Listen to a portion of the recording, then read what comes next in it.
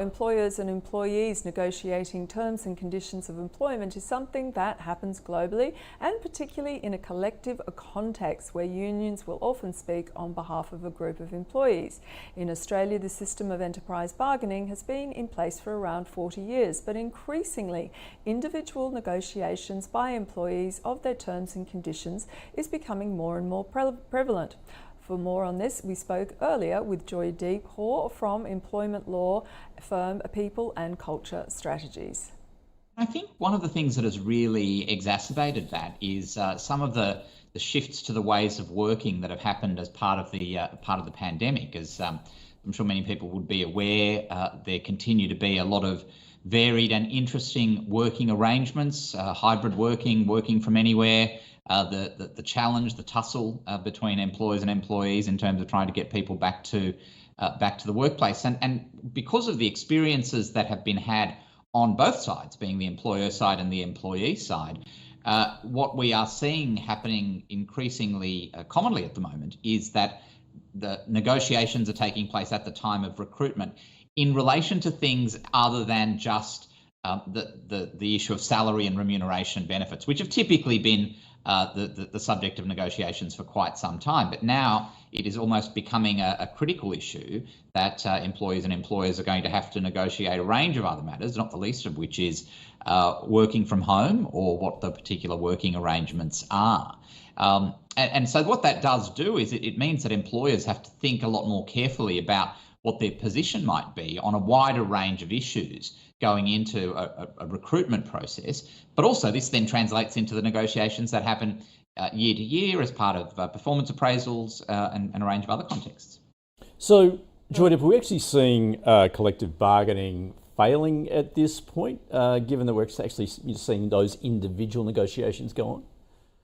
Yeah, I think that there'll always be a place. Well, I'd be surprised if there wasn't a place for quite some time for collective bargaining. But we have seen a number of examples recently where the influence of even quite strong unions in particular organisations is showing not to be at the level that it might have been a decade or so ago. And if you go back 10 years, certainly my observation was that there were certain sectors and certain organisations within certain industries where pretty much the workforce would do exactly what their union would tell them to do. We've seen a number of examples in the last 6 months where, even though it might have been a fairly tense stoush between an employer and the workforce as represented by the union, where an employer is able to show genuine concessions, where an employer is able to communicate meaningfully with employees, they're able to tap into something that I think historically they might not have been able to tap into before. And I think the society has changed. People have seen a lot over the last few years.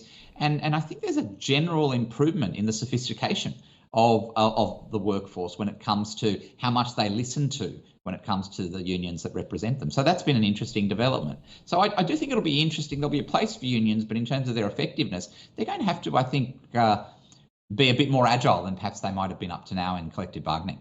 Well, you talk about that agility, Joydeep. Of course, it comes at a time of the rapid transformation of the workforce, of course, with the rise of the gig economy. And in fact, that is an issue at the moment just in terms of the latest legislation, with the government trying to close that labour hire loopholes, if you like, and employers, unions having their say. This is an intense debate going on in the Senate at the moment too.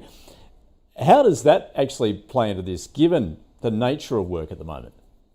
Yeah, and I think one of the things that will characterise the gig economy and workers in the gig economy is that the nature of perhaps heightened individualisation in terms of a lot of those work arrangements will almost necessitate more negotiation, more tailoring of terms and conditions, more consideration around flexibility, more consideration around incentives and perhaps what might be quite non-traditional ways of remuneration. And it's not just the gig economy development, it's also that's been a huge generational shift in terms of what people are looking for. It's no longer the case that just your base salary or your remuneration package or even just your bonus is the critical thing that's going to be the subject of negotiation.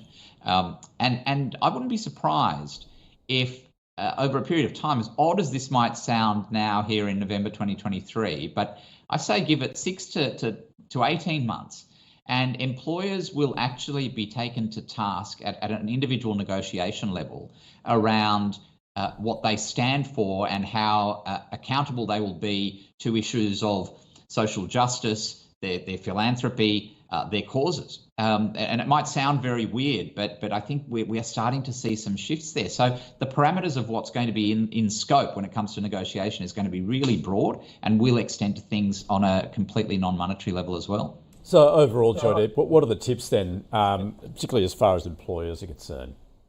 Yeah, I think employers need to understand that they will be more challenged in this space. That doesn't mean that everything has to be tailored, everything has to be bespoke. Employers are entitled to have not negotiables. Employers are entitled to say, look, we're flexible within these particular areas, but in other areas we're not. What's really important though for employers is that they have some narrative around why those areas are where there are flexibility, why there is the flexibility there, and where there isn't, why there isn't. That's the biggest watch out for employers. Now, the other thing that's so important for them is ensuring that they maintain some level of consistency. If you're going to have to depart from that, once again, there needs to be a pretty cogent explanation for all of that. Being seen to listen, being seen to move, even if it's only notionally, can make a very, very big difference to the psychology in any employment negotiation, any negotiation generally. So there's a lot of low-hanging fruit for employers in terms of them getting better outcomes here, but they've got to be able to take the emotion out of it at their end. They've got to avoid thinking things like, oh, we've done so much for this person already, or this person's being greedy, or whatever else. And the moment an employee sees an employer is taking it personally or getting emotionally attached to it, that's just going to exacerbate how an employee attaches to their position. And Joydeep, what does an employee need to consider, I guess, particularly for those young Australians entering the workforce? Yeah, I think the more that employees can learn about employment generally, while I appreciate that the education system has portrayed a picture of employment now that is very different to the picture of the employment relationship and employment generally 10, 15, 20 years ago, the more awareness that those entering the workforce have now of history is going to be really important. That doesn't necessarily mean they have to be constrained by that, but that'll give them a lot of awareness and maturity in relation to how things will play out for them, notwithstanding there's a lot of evolution in that particular space. They need to be realistic. They need to understand that just because you ask for something doesn't necessarily mean you're going to get it. And that's, again, similarly not something that you should be taking personally. Try to work with your employer. The more goodwill that you show, the more you pay things forward. Those things will never change in the context of the employment relationship. There is still a huge emotional component to it. It's just about making sure that that's not the dominant narrative in the discussions that are had.